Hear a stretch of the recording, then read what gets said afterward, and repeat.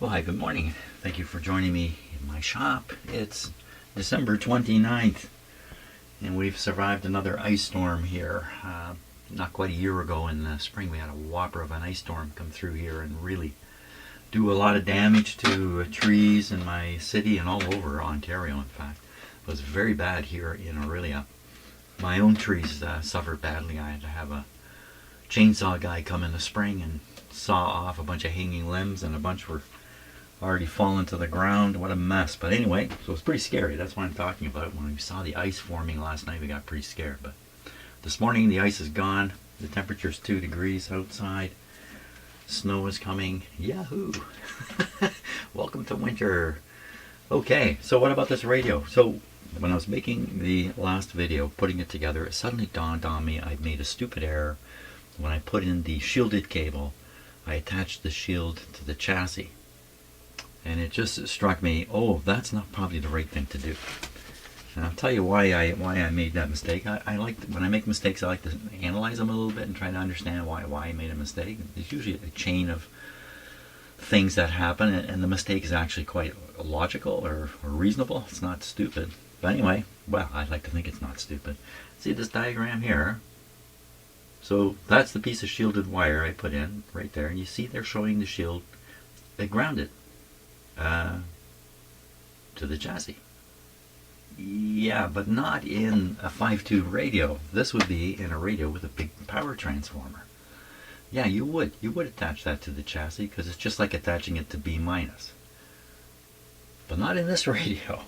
In this radio, the chassis is a wild thing, not to be confused with the electronics of the radio at all. Could be carrying, in some radios they'll carry the tube current. No, not even in this radio. They wouldn't do that in this kind of radio either. It's going to be wires. So the result is I hooked the shield. This is my theory, okay, just a theory. I hooked the shield wire to the chassis, and the chassis is noisy. Even though it has a capacitor trying to drain it to B minus, it's still going to be a little bit noisy. Now I've taken the chassis noise and stuck it right up against the wire that runs from the volume control to the triode. It's a very, very sensitive spot of the radio for the audio circuitry. The most sensitive spot. I've done almost the worst thing you could do, in a sense. So where should it be grounded? It should be grounded to the B minus. That's the objective. So there's... Okay, so that's an easy thing to change, which I'm going to change. And then we're going to see if that doesn't remove the hum from the radio. And just, based on the way things are going, probably not. Probably not going to work. Every other idea I've gotten has kind of flopped. So what I am talking about here is this yellow wire I put in. It's going over here to the chassis. I need to remove it and attach it to a B minus point. There's quite a busy one up here. But I think there's a B minus. I think this is a B minus point. Right on the bottom of the volume control. Is that the bottom? Is this the bottom? Who's the bottom?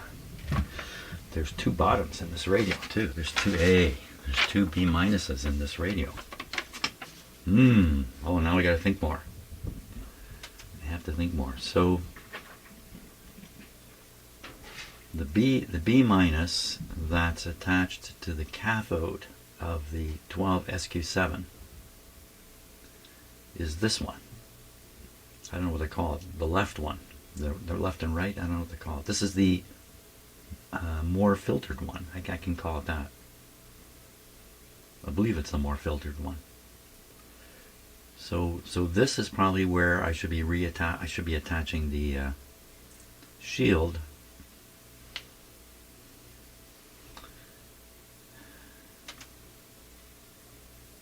Yeah, I think this is the most negative point, and it's also, I think, the least Ripley spot.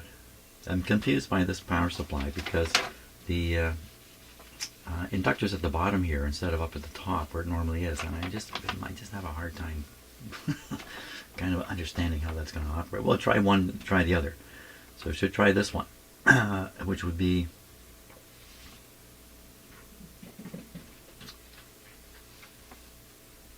Should be the very same as the start point of the tubes. A line coming in, one line coming in. Oh wow. I'm thinking, oh wow, because this is uncontrolled. I mean, you can plug it in the other way. Does that make any difference? I don't think that would make any difference. I think because we're talking about DC here, blah, blah, blah. You know what? Try it and see what happens. That's what I got to do. I just got to make sure I get it on the right one. Well, I could, right one. So there's two filter capacitors in here, and the negatives are not tied together as they are in most radios. In this radio, the positives are tied together. The negatives are divided by this field coil. We try one side or then the other side, and just see what happens. I think my guess is it's this side. How am I going to find that side? Because it's the capacitor that's connected right to the tube. They're both connected right to the tube because it's the capacitor that's connected to the power line. That's it. The capacitor that's got a connection to the power line. The capacitor that has a connection to the power line. Which one are you?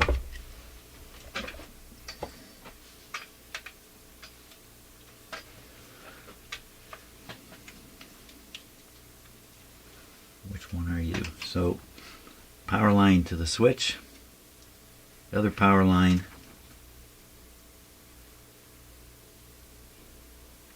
would be here. Would be this terminal here. But that's the same wire I was moving. That's the same wire I was moving back and forth and saying, look at that. Now I'm going to try hooking up the ground wire right to the one that would appear to be making the noise. Yes, I'm going to do that because I can't think this through clearly. I mean, I could say clearly I cannot think this through. So we will do it by take an empirical approach. So there can't be any damage done because the shield is going nowhere.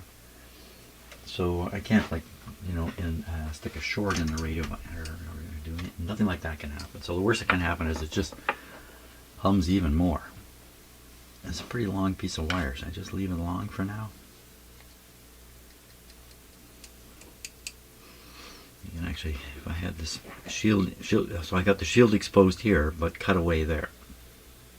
So, but now this is the end where the shield connection is. So I'm doing something really crazy here. I'm using a wire to pick up the shield at the far end and bring it down here. In the end, I'll have to rearrange this, I think. I think that's what will have to happen.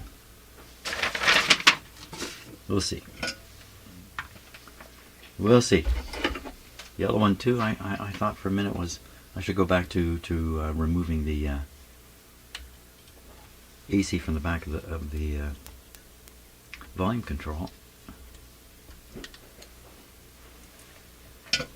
and repeat that experiment, but only if this fails. Okay, so the idea here, this is not plugged in. No. Oh, it is plugged in. Jam! Oh, man alive! Punish yourself. It's plugged in a regular outlet. Still poking around. Wow, that was bad. Very bad. Bad. Make some pain. Get some pain going here. Okay.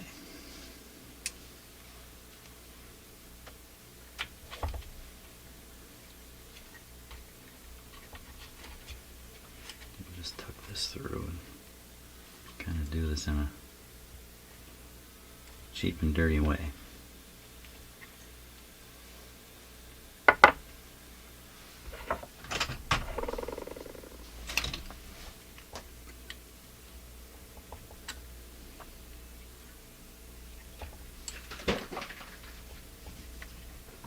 Oh. That sound you just heard is a cat.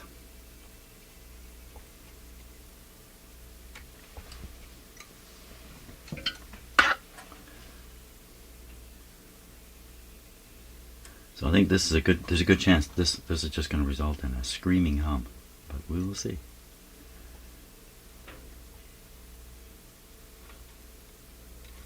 Just tack it in there for now. Come on.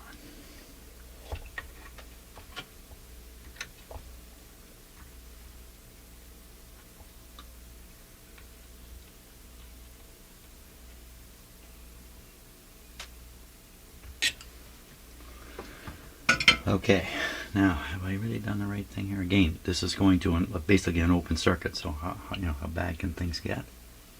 And we're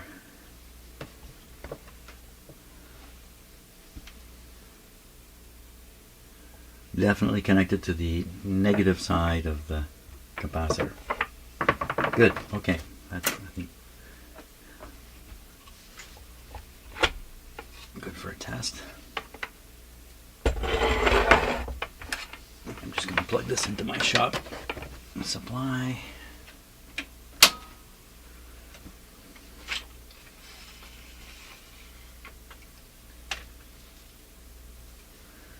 And away we go. This is on already? Nope. Okay, it's on. Here we go. Power on. Dim bulb's normal.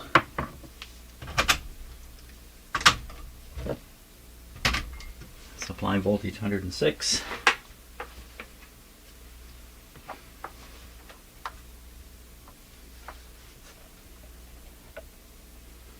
I went to listen to shortwave last night, or even broadcast band, and my radios were not responding. Like, it's like nothing there. And I wonder if it was just ice buildup on my antenna. I don't have a wire antenna. I have a powered antenna. Here we go. Yeah, that didn't solve the hum, did it? Hum, hum, hum, hum.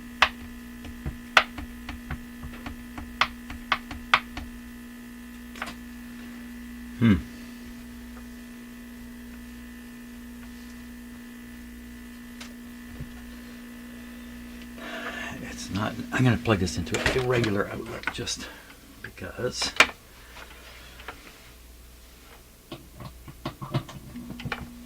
Very safe. A real sharp buzzy sound out of it now. Look at this. She's going downhill, Jim. You're not getting there. You are not getting there.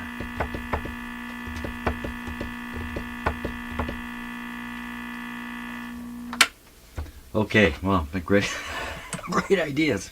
Great ideas, but no good. Now, there is the other B minus. The other B minus is the one that's been grounded to the chassis. Oh, is that so? That's interesting. Two B minuses. Which one do you stick to the chassis? So this one is onto the chassis, and I've attached to the other one. So let's go here.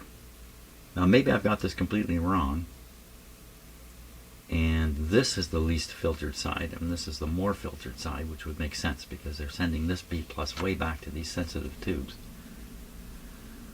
So I put the wire here. I'll put it over on the other B minus. We'll see what happens. We will see what happens, but I'll be smart enough to unplug it first before I do that. Okay, so the other B minus is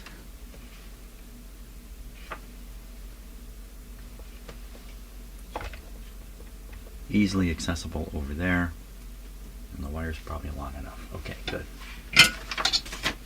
Take it off here. So I have the camera on my left. I'm not used to that.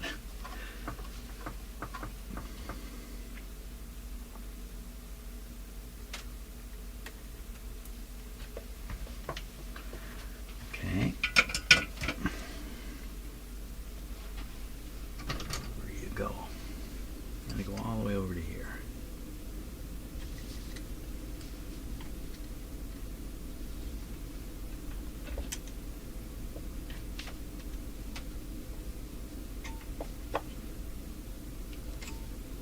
Down to there.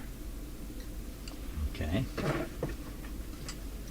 Once again, I'll just kind of tack it in place here.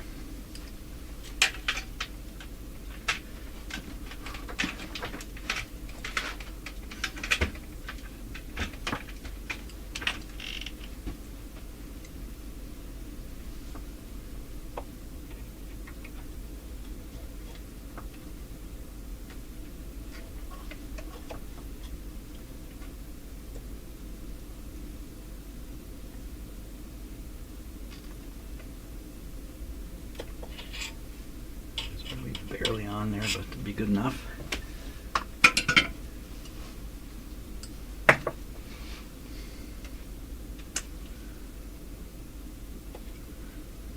Okay, ready for another test.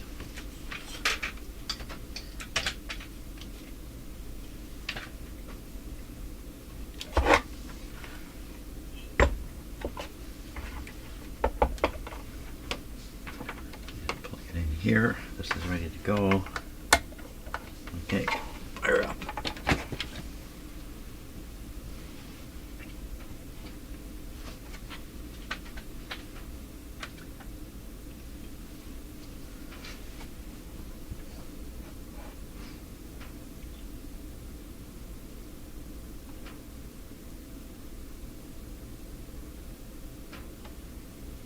Patience, patience. Here it comes. Oh, that's a lot different.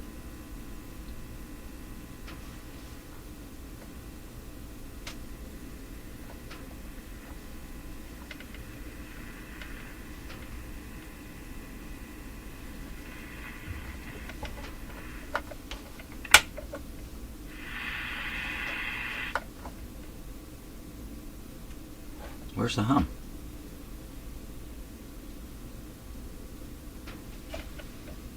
Well, it's still humming if I stick my head down there, but standing where I am, there's no hum. Once again, once again I have fixed it. Quickly, let's put it in the cabinet and see that it doesn't really work. That seems to have done it.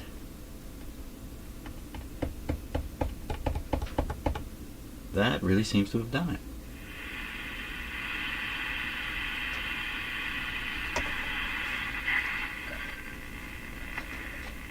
Ah, phone call.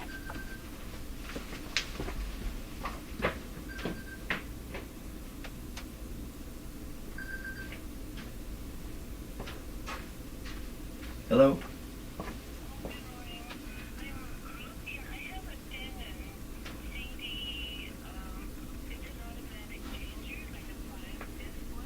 Uh-huh.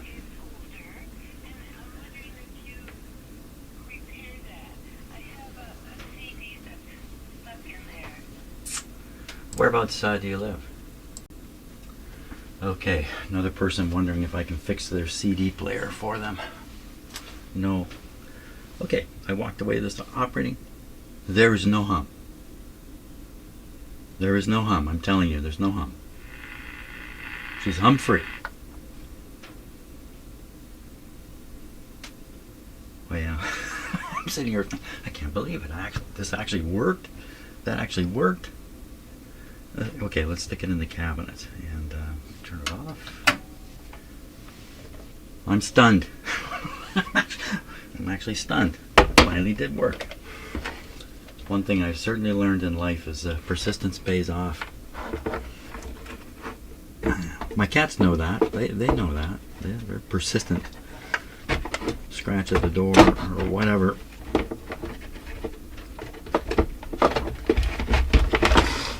In you go. Okay, let's give it another try. Fire on.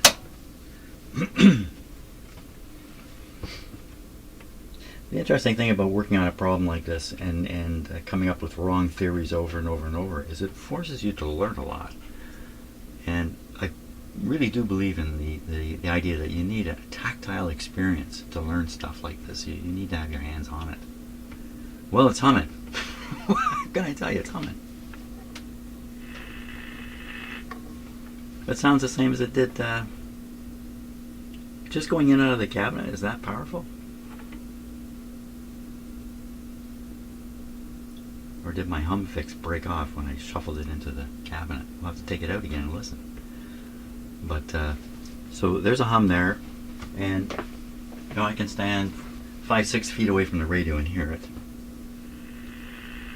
I can hear it underlying this noise.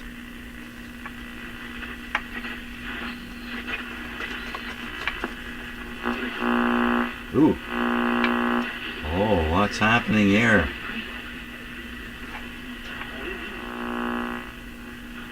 Okay, must just be some interference in my shop here. Maybe my lights are too bright. Let's try that again.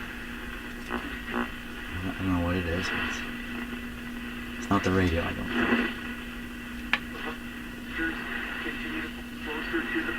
It's humming away. Weather. The winds will also be ramping up, gusting to 70, possibly 80 late this morning and for the afternoon. So it's not going to be a great day out there. And of course, the snow heavier to our west and north. But still expecting these periods of flurries and light snow with a risk of weak snow squalls developing today and tonight. -8 the overnight low. Tuesday, sunny breaks, chance of a few flurries, -5. New Year's Eve, periods of light snow, -4. New Year's Day, Thursday, sun and cloud, chance of a flurry or two. The high is only -7. Currently +1 at Pearson, 3 degrees downtown. The guaranteed high was 5 degrees. So that's actually the weather for Toronto. Toronto's about 100 kilometers from here, and our weather can be, well, it's colder and snowier. It's quite distinct, the hum. Now, how could it possibly be? The cabinet has that much effect? Because I couldn't hear any hum at all when I had it out here. You tricky little radio, you. Okay, we'll try it again. Here we go. I have to admit, there's quite a number of times where I finished with the radio and then stuck it back in the cabinet and gone, oh, where'd the hum come from? That's happened a lot. So, cabinet effect.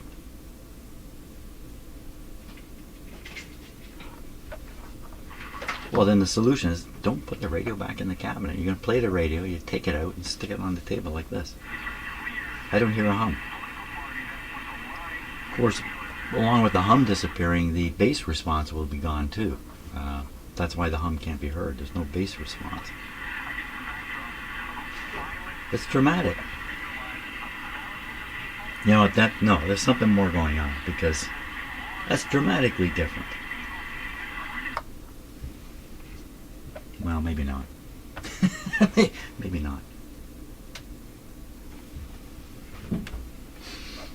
If my idea about the low frequency air kind of sneaking around the edge of the, it's not my theory, this is what a book will tell you too, sneaking around the edge, then that would mean that the bass air movement, the low frequency air movement, is all close to the speaker. And you come a short distance away and there's no bass air movement to hear. And I take my ear, here's my ear, and I get up close like this, I hear the hum just like I did when I put the cabinet on. Put the cabinet on, you cut off this effect here, and voila, the hum is then projected out further. If I had a board with a hole, like if I could mimic the front of the cabinet with just a board, bring it up, go like this, it might be interesting to hear the effect. But right now I'd say, hey, hum is gone.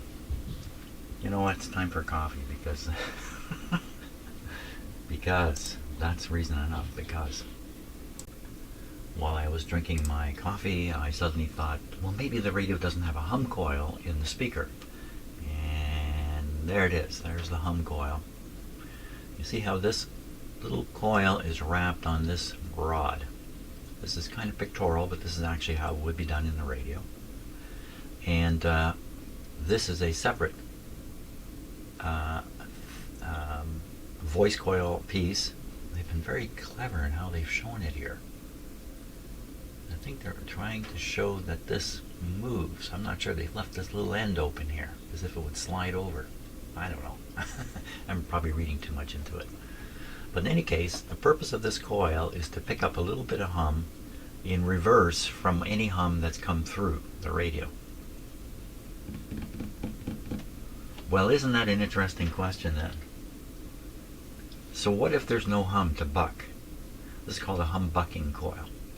What if there is no hum? What if there's no hum coming down here? What would this coil buck? It wouldn't buck anything. It would add hum. It would add hum. Say it one more time, Jim. It would add hum. You have to have some hum in the circuit here for this thing to buck. If I over filtered this by putting in big capacitors here? Would that remove the anti-humbuck hum? And you'd end up hearing this. And it wouldn't matter what I did. This is very physical. I can do anything I like back here. It's not going to do anything about this. How would you go about finding out this is the case? You would feed, you would disconnect this, feed this with an alternate supply. I have one in the shop here. So make an alternate B plus supply, feed it in here. There would be no hum anywhere. Well, why would there be no hum anywhere? Because it's just another filtered power supply. Doesn't it have a little bit of hum in it anyway? But the humbucking thing really has to do with this generating a field into this coil. So if I put a DC supply here, there'll be nothing here. There'll be nothing here. Uh-oh, that's a problem. Because if there's nothing here, well, wait a minute, won't the DC still flow through here? If I connect the positive here and the negative here, there's two negatives. How would you even do this? Well, because this wouldn't be an alternating current circuit anymore, it'd just be a little bit of a resistance here for I think I could do this. I think I could hook up a DC supply here, eliminate this as a hum creator, and eliminate this as a humbucker, because there'd be no hum creation to buck and no hum coming down through here. I'd wipe the hum thing right out of this whole radio. And what would that prove? If the hum remained, then the hum has something to do with the heater circuit. But if the hum disappears, then I'm well on my way to saying this radio hums because it's over filtered here, which is just a crazy notion to me. It's crazy. But I don't know how else to get around this. Just about everything I've done has had really little to no impact on the hum in this radio. Okay, so I'm going to drink some more coffee and think about this. Should I really attempt this? Looks very easy. It's just one wire here, stick DC on it, and away we go. That would leave the heater still running on AC. Where would you ground your...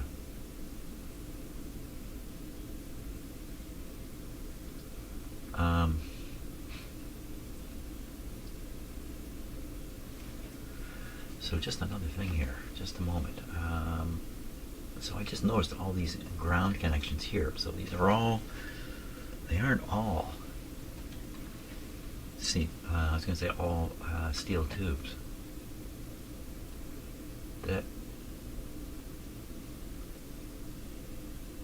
So this tube and this tube, they're glass tubes. Why have they got a ground here?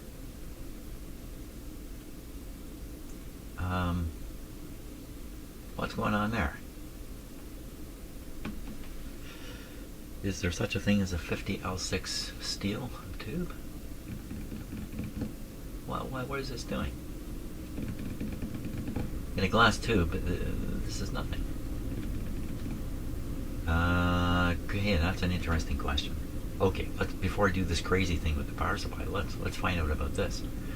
I really don't think there's a 50L6. Well, there might be, like a steel version of it.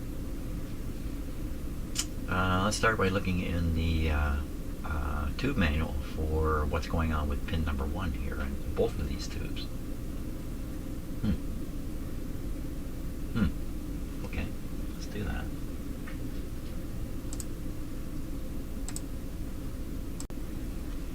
Okay, you can probably hear my furnace roaring away in the background. So here we are, 35Z5. Glass octal type used in power supply, AC/DC receiver heater, blah blah blah blah blah. This type may be supplied with pin 1 omitted. And if you look on this diagram, you can see pin 1, it says no connection. Pin number 1. So pin number 1 is omitted. But on the schematic they're showing it grounded to the chassis, as if this is a steel tube.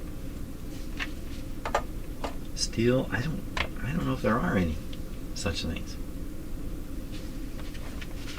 Okay, well let's look at the next one then. It's a 50L6. It's going to show the same sort of thing, I think. 50L6. There's pin number 1, not connected. But I don't think it's omitted in the case of the... It is. It's omitted.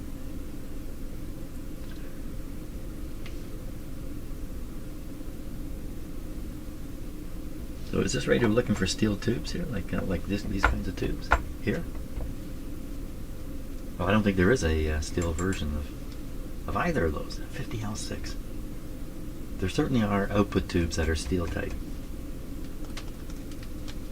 This is not the one you would worry about anyway. This would be one that, if the radio's looking for a steel tube here, this would be the one that you'd want it in. 50L6. I don't know. That's kind of mysterious. Why would they do that on the schematic if it's not of any value to do it? The guy just went automatically just put a ground on pin 1 of every tube, just the draftsman or the engineer, not really thinking about the... Is there anything in the manual that describes the tubes in any way? Let's take a look and see. In the parts list.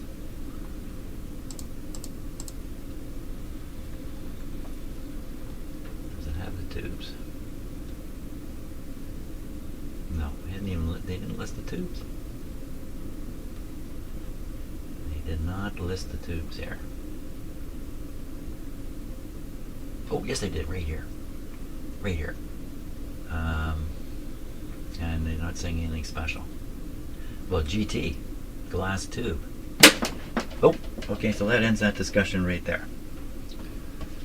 That ends that whole thing right there. Phooey.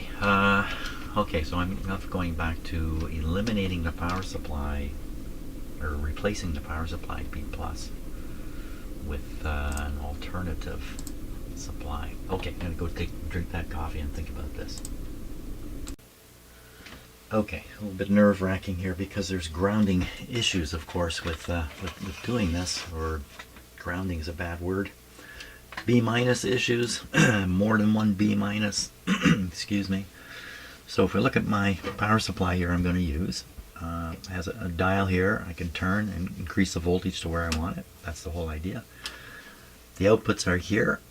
So this and this, not grounded. I think this is a high voltage output ungrounded. I got to find out. There's a ground terminal right here. It's marked. What's that mean exactly? Almost certainly grounded back to the hydro neutral. But let's check a few of these things because you know, little things going wrong is fine, but big things not so good. So we're going to try to avoid the big thing from going wrong here. I'm putting a short on my in my house. So I'm just going to use an ohm meter to verify a couple things here.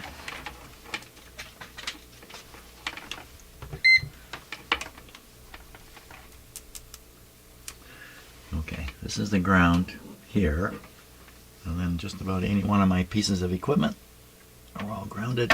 Whoops, whoops. And there we see a 0 on the meter. I can see a 0. Let's try that again. Okay, terminal mark ground, 0. Terminal mark common, nothing. And of course high voltage, nothing. This isn't on, of course. I wouldn't be doing this if it were switched on. Okay, so that's clear. These are ungrounded. That's a bit of a relief, I guess. I would then take the negative and attach it on this line somewhere. And then I would want to break this line because I need to have this tube in, because the tube has to be in for all the heaters to be in. So I will just open this line. Now, is that going to cause a problem in this radio? That's going to stop the current flow entirely through this tube.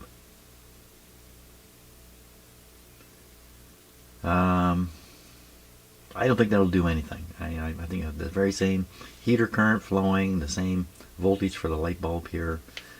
I don't think it'll do anything. So we need to find how to open this wire, and then I need to make attachments here and here, and then I need to try it out. And I'll just stay away from this ground terminal up here entirely. Okay, let me set that up. I have a risk-averse personality. I learned that in high school doing some personality test, and I scored really high on risk aversion. At least I did back then. So, okay, so my first idea was I'm going to break this line. That'll sever the B plus coming from the rectifier tube going into the radio, and then I'll just hook up my power supply, here, and just leave this cut open. But you see how this line connects here, here, here, here, here, here, and all over the place. Some of those connections, even though on the diagram they appear to be past, on the far side of this piece of wire, they're actually made right onto this terminal. They're actually, a connection like this is actually appearing right on this terminal. Consequently, this terminal is not just one wire leaving. There's a whole bunch of wires coming off of here and a whole bunch of wires coming off of here. It doesn't look like this at all. So then my next thinking is, well, can I just break this wire? This is easy. I know about this. I've fooled with this resistor. I could take this off. That opens the plate side. I think it's fine. In fact, wouldn't that even be easier? Couldn't I then just like put the negative here and put the positive there? I could even leave the get an old 35Z5 and cut a couple pins off it and swap it in there so the heaters are still going but the others are disconnected. This is an easy thing to do. This is not. This is really troublesome. So I'm going to try this. So open the circuit here, and then this becomes the negative side, and I'll just stick the positive. Yeah, I can stick the negative. I can stick the negative over here actually. With this open, and then stick the positive over here, right on the terminal. It doesn't matter. Okay, that's the plan. Now, this is the. Wait a minute. Yeah, this is the resistor that I would have to open. I'm going to take it right off the terminal there, and then that's the end of the B plus supply for this radio from internally. That should work. Or that should not work, I guess how you want to look at it. Okay, and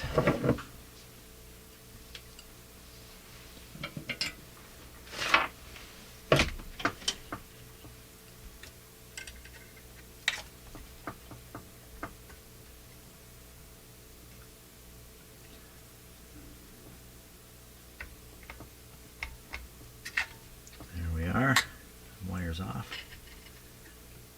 a little more off.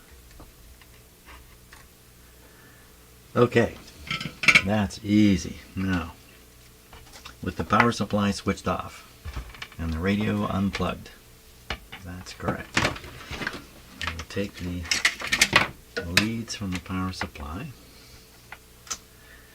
and I said the negative would go here. We can stick it, we can have it run through the resistor, why not? And then the positive should go onto the pin 5, no, pin 8, so the 35Z5 and the pin 8. That makes sense. Pin 8. Counting wrong. Pin 8, yeah, that does make sense. Right here. Okay, so this connection, whoops.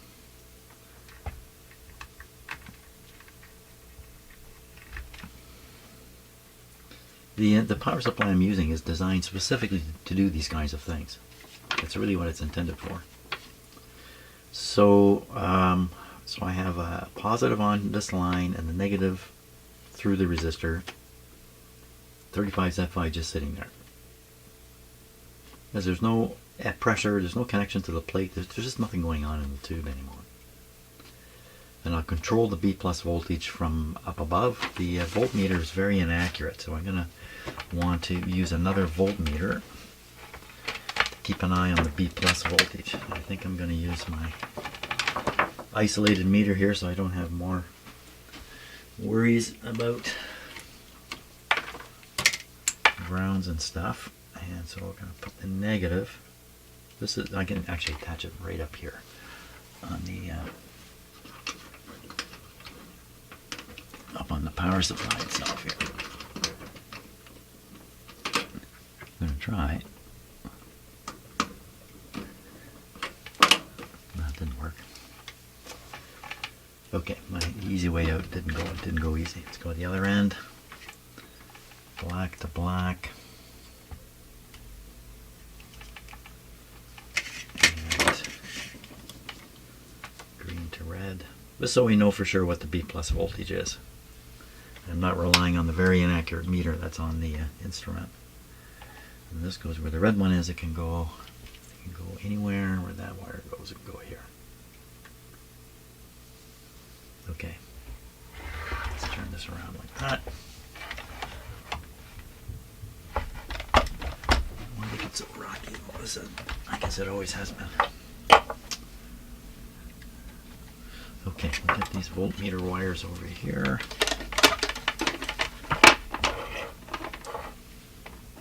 It's good. Get these too many leads on my bench here. I don't. What I'm concerned about when my bench gets all crowded with stuff is if something weird happens unexpectedly, I can't think straight quickly. Nobody can.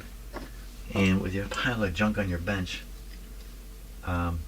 you'd be paralyzed to some degree. You can't act fast enough. And as much as I tell myself, don't worry, you know, if something starts happening, you'll be fine. My experience is, no. I lose my head to some degree. The problem with that is you do the very next thing you do is wrong. Just like the Chernobyl. Is it Chernobyl? The Chernobyl accident, where the operator's first move to correct the problem with their reactor was the wrong move. You don't want to make a wrong move. Just like they said on Saturday Night Live, you can never put too much water in a nuclear reactor. Okay, if you don't know that Saturday Night Live skit, then that'll never make any sense to you. I just said. Into the isolation transformer, that's another level of protection here from the ground problem. So if I'm in this outlet here, then there really is no ground issue on here. Okay, so we're going in. First step will be, first step is turn this guy on to standby. Okay. Next step will be apply power to the radio and see that the tubes are heating up, but no sound comes from the speaker whatsoever. There shouldn't even be a hum, because there's no power going through the field coil anymore. Well, there is. There is. Is there? There must be. It's doing the same. I've just replaced that tube mate. So yeah, so there's still be current flow in the field coil. The speakers still work. Oh, my cats are running around out there like crazy. Okay. I got my heading gear. Make sure this is turned where I think it is. Okay, that's off. Should start with this off for some reason. Why? Well, that, yeah, no reason for that. Nothing will happen. What's the worst thing that can happen? I spill my coffee when I go into the room next time. So, okay, power going on. Ooh, ooh, ooh. Okay, something did go wrong. Those lights came on full tilt. I noticed the light came on down here. Fairly bright too. Why would that be? Why? What's happening? Did I overreact there?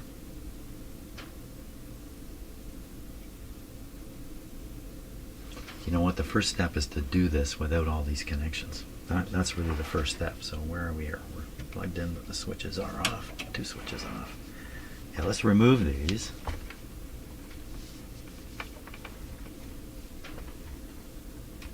And see that the radio does what I would expect, which is nothing. The heater should come on and nothing more. So these lights should not get that bright.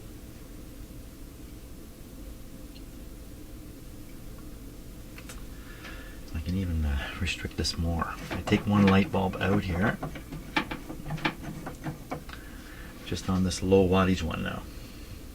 That's not. How's that going to help? It's going to make it harder for me to spot that the current is normal, because the light's going to be brighter. I'll put them both in.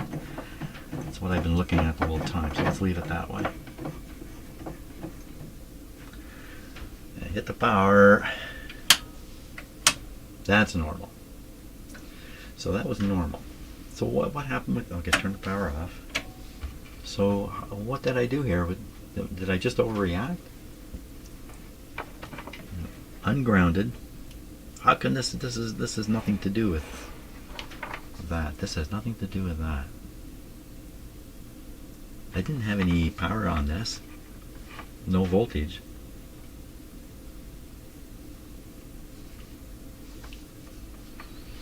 Try it again. Maybe I overreacted there. I don't think so. They look pretty bright.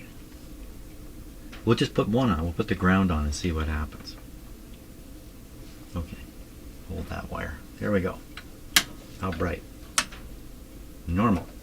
You see the tubes are already heated up, so they hardly drew any power. Okay, we'll put this wire on. I guess maybe I just lost my mind there or something.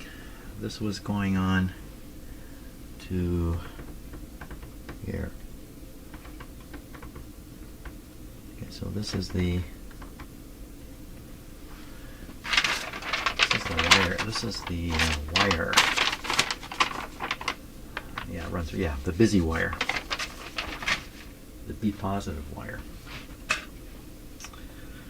Okay, and I have the voltmeter hooked up just to the other end of this red wire, so this should be valid. Only on ohms. There you are, Jimmy. There's your problem. Man, I did not blow this meter up. Was that the problem? Oh my gosh, that was kind of a stupid move, wasn't it? Okay, the stupidity's been removed. I think we're on. Yeah. Okay. Wait a minute. We want to measure DC voltage here. Wow, the stupidity's running deep today. That's the main challenge, to get over your own stupidity here. Once again, I think we're ready. Now there's the power supply. Well, even though this thing's on standby, there may be a tiny amount of voltage sitting here. I don't think so, but I know it does funny things sometimes. So, old equipment. Here we go. Watch the dim bulbs. Not good.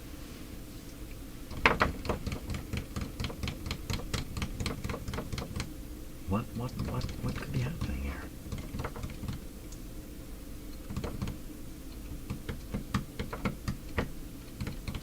You think you flip this thing on standby, it throws a short across here? I don't think so. How would that? Well, that would explain it. Okay, let's take a look. I don't think. Well, this is hooked up to it right here. This is hooked up through clip leads straight to the output here. So we're in standby position. Let me blow my meter up. 0. Are you kidding me? What's this? Oh, it's going somewhere. There's a capacitor charging up. No, this is resistance.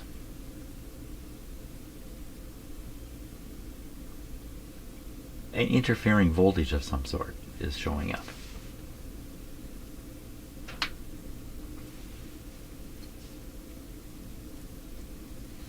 I'll just turn this right off. Well, it wouldn't make any difference to the ground connection. 50 volts now. What is going on here? Oh, you know what that is? That's probably the power supply in here. Is this a 2-wire? I'm sure this is a 3-wire device. It's got a ground thing right there. I checked it with the ohm meter. I can't visually prove it because it's plugged in way under my bench with 1,000 other things that are plugged in. But 51 indicates, well, I'm not on the ground. No, this is perfect. This is showing a capacitor is involved with this. There's a capacitor between this and the cabinet. That's probably what it is. Anybody following me at all on this? I don't know. Okay. How would that affect?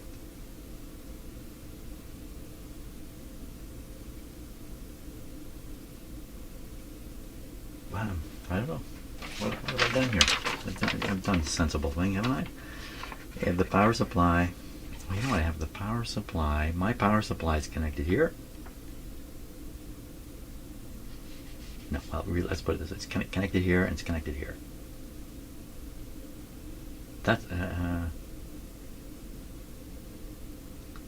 didn't connect it there by accident, did I? No, I'm on the positive side. I can see these.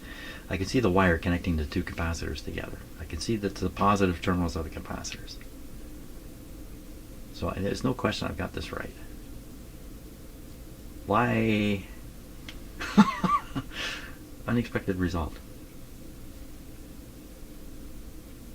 I got positive and negative correct.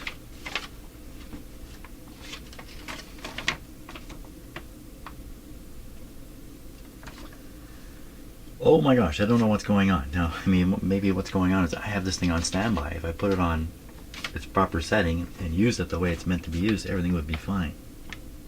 I don't like that. These lights are coming on because something is drawing power. Something is drawing a fair bit of power. It's not my meter. It's not the radio. It's got to be through the power supply.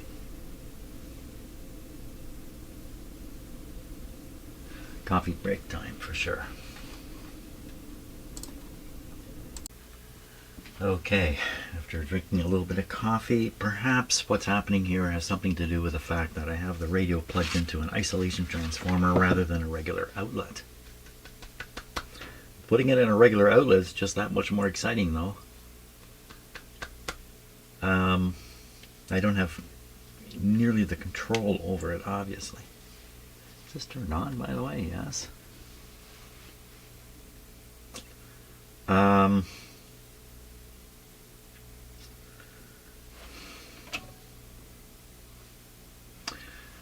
getting 50 volts. We were getting 50 volts here. That's roughly half of 120. We have this set up. I've cut the power to this completely. Let's turn this back on again. We're not getting 50 volts. Jim, you're getting 50 ohms. Oh my gosh. What's in my coffee? I have to put something extra in my coffee from now on. That's the DC. Here's the AC reading. Oh my gosh. That's right. I was making a resistance reading to what?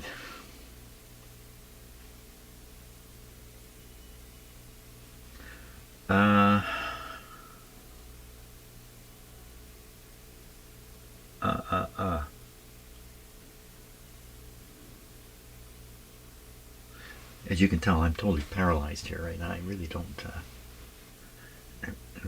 know what to do with the situation. How can it be doing what it's doing? It's keeping these lights on bright. Has to be a power draw.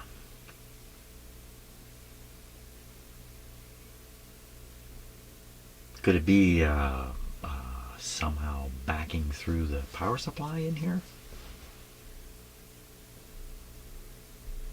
But the power supply is providing a load. The load has to be on the end of these wires.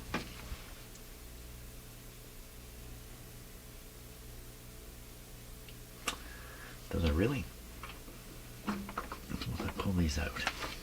Okay, nothing's hooked up. Clip leads to nowhere, but this is still connected. What am I trying to do now? Turn on the power and see if we still get bright lights. It's ridiculous, but I'm going to do it. No, we do not get bright lights. But if I put this ground in, leave this positive thing out here, we get, we don't get bright lights. Put in the positive one. Again, there's no voltage here. We don't get bright lights. When do we get bright lights? Okay, put them both in. Bright lights.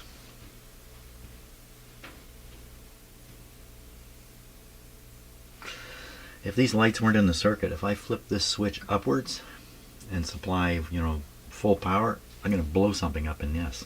That's what's going to happen. I believe. I'm worried. I'm worried that that's what's going to happen. My plan has gone down the drain.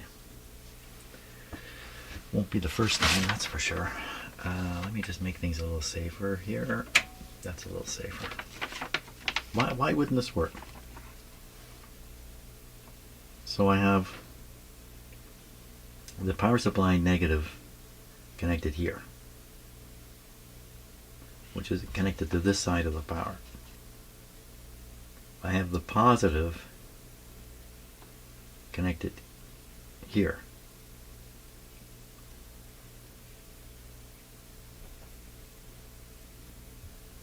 We see the current when it flows through the heater strings, it just makes the low light level. So somehow power has to go, has to be coming from here through this R9. Maybe it's lucky I left R9 in there. Through the power supply, back out to this side. And then from here, how does it get over to this line? How does it get over there? Good grief. I'd have to study that for a while. Somehow it's doing it though. Or am I just totally bonkers here? I'm going to study this until I have an explanation for how this can happen, because right now it's just a big question mark for me how this could even happen. Okay, that's good. Okay, I think I know what's going on now. So I made this diagram. This is the schematic. You can see I drew some red lines on it, and I was trying to find a path where power could come in, go through here, come out here, go somewhere, and end up back on the other side of the plug. The only path I can identify is through the power supply capacitors. So I wondered, okay, can that pass? Can those capacitors, 50 microfarad capacitors in parallel, can they pass enough AC current? I just don't know to light my light bulbs over here. It's a 60 watt and a 40 watt light bulb in parallel. So I guess it's 100 watts of light. And it would appear the answer is yes. So what that means? What does that mean? Means I'm having some difficulty in supplying AC power just to the heaters, and then DC power from my power supply to the rest of the radio, without the two of them kind of getting mixed up a little bit. The approach I've taken is not working. But that does explain why what happened. It also means a fair bit of power is going through here. So there's probably the same thing happening inside here, although I didn't bother looking at the schematic for my power supply, but perhaps it's basically the same thing again. There's some more capacitors like this in this power supply passing it. I don't know. Somehow it's getting through here. Would this be a bad thing? It's not going to hurt these capacitors any, except they are getting reverse voltage. Maybe it would hurt them in the end. Don't know what's going on inside here. Enough power to light those light bulbs is enough power to smoke something, anything, given a little bit of time. So yeah, so this is tricky business, getting this to work. It's a little trickier than I expected. So I'm going to drop it right here for today. I really got nowhere, did I? Yeah, make sure I turn this guy off. He never made it on. Just spend his time on standby. Okay, you need to keep pursuing this. Along the way, I'm learning lots of ancillary stuff, which is how this always works. And sooner or later, I'm sure I'm going to track down something in here. If this radio did not have a hum coil, a humbucking coil right there, if it didn't have that, I'd give up at this point and say, well, this is a Hummer, and leave it. But because it has a humbucking coil, they intended this radio to not hum. Of course, all these radios are intended to not hum. Okay, well, you have a great day. I'm going to go and do stuff. See you on the next video.